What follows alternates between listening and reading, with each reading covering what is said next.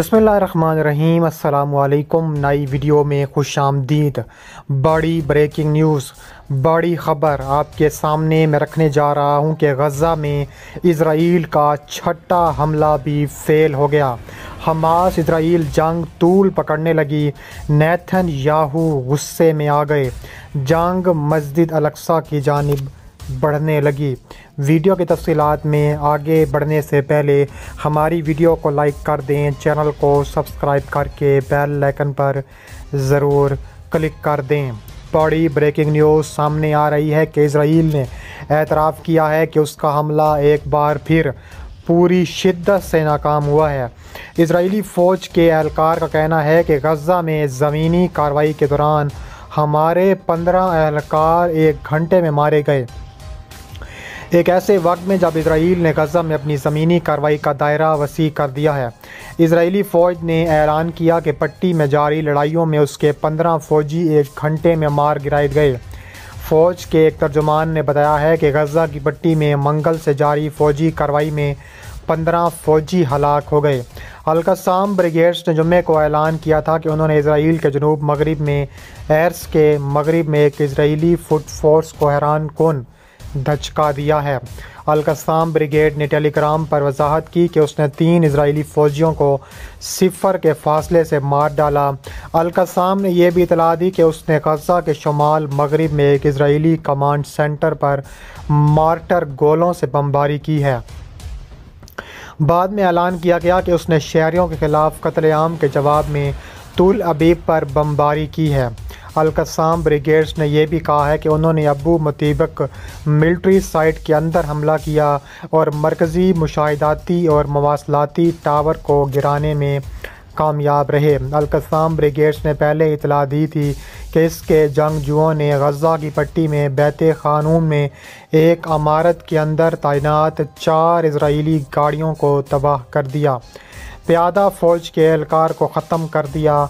Israel ने मंगल को Jabalia camp पर ताबड़तोड़ और शदीद हमला किया था और इस हमले में 400 से ज़्यादा फ़लस्तीनी शहीद और ज़ख्मी हुए, जिनमें ज़्यादातर ख़वातीन और बच्चे शामिल थे।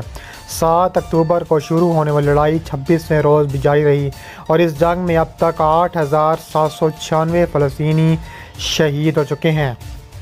दूसरी जानिब इज़राइली वज़ीर दिफ़ा की गीदड़ भभकी सामने आई है।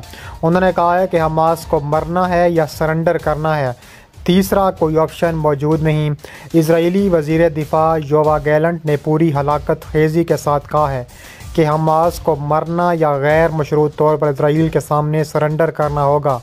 उन्होंने ये धमकी उस वक्त दी है जब इनके मुल्क के फ़ज़ाइया फ़ौज और बहरिया पूरी तरह गज़ा पर हमला आवर है और हज़ारों फ़लस्तीनी शहरी गज़ा में जामे शहादत नोश कर चुके हैं। उनमें सिर्फ फ़लस्तीनी बच्चों के शहीद होने की तादाद 4000 को छू रही है। इज़राइल की इस अंधी बमबारी से गज़ा की तबाही इस हालत पर पहुंच चुकी है कि गज़ा के वाहिद कैंसर अस्पताल समेत 35 तमाम अस्पतालों से तकरीबन निस्फ अस्पताल बंद हो चुके हैं। इन अस्पतालों को पानी, बिजली और ईंधन की फराहमी से लेकर अद्वियात तिब्बी आलात तक की फराहमी मअतल हुए कई हफ्ते हो रहे हैं। इज़राइली वज़ीर दिफ़ा, वज़ीर आज़म और दूसरे अहम ओहदेदार गज़ा में आम शहरियों और बच्चों के कत्लेआम को हमास के ख़ात्मे के मायने देकर अमेरिका और कई मगरबी ममालिक को साथ मिलाए हुए हैं, जो इज़राइल को जंगी, सफारती और सियासी मदद दे रही हैं। इस सिलसिले में अमेरिकी वज़ीर ख़ारजा एक बार फिर मशरिक़ वुस्ता और टर्की के दौरे पर पहुँच रहे हैं ताकि खित्ते के मुल्कों को इज़राइल के बारे में खामोश रहने पर कायल करते रहें और दबाव भी रख सकें, जबकि सलामती कौंसल में जंग बंदी से मुतल्लिक़ आने वाली हर करारदाद को वीटो कर रही हैं। इस कामिल अमेरिकी मगरबी हमायत के माहौल में हज़ारों फ़लस्तीनियों को हलाक करने वाले इज़राइल ने सफ़ीर हमास के मरने से ताबीर करते हुए एक तरह से गज़ा पर बमबारी जारी रखने की धमकी दे दी है। इज़राइली वज़ीर दिफ़ा ने बुध के रोज़ अपनी तकरीर में कहा है कि हमास के मरने या सरेंडर करने के 2 ऑप्शंस के अलावा कोई तीसरा ऑप्शन मौजूद ही नहीं है। इस दौरान वज़ीर आज़म नेतन्याहू भी आखिरी वक्त तक गज़ा पर बमबारी जारी रखने का मौक़िफ़ को अदा कर चुके हैं। अक़वाम मुत्तहिदा के सेक्रेटरी जनरल एक से ज़्यादा बार गज़ा में जंग बंदी करने की अपीलें कर चुके हैं। उन्हें भी इसराइली बमबारी के बारे में बैन अवी कवानीन की बात करने की वजह से शिद्दत पसंदाना मुतालबे का सामना करना पड़ा और अक़वाम मुत्तहिदा में इसराइली सफ़ीर ने सेक्रेटरी जनरल के मुसाफ़ी होने का मुतालबा कर दिया है। इसके अलावा मज़ीद कहा जा रहा है कि हिज़्बुल्लाह ने भी ताबड़तोड़ परवाज़ करके इसराइली ड्रोन मार गिराने का दावा किया है। लबनानी हिज़्बुल्लाह ने एक ऐलान बताया है कि उसने एक इजरायली ड्रोन को ज़मीन से फ़ज़ा में मार करने वाले मिसाइल से इस वक्त निशाना बनाया जब वो इसराइल के साथ सरहदी इलाकों पर परवाज़ कर रहा था। बयान में मज़ीद कहा गया है कि मिसाइल बराह रास्त ड्रोन से टकराया जिसकी वजह से वह फौरी तौर पर गिर कर तबाह हो गया।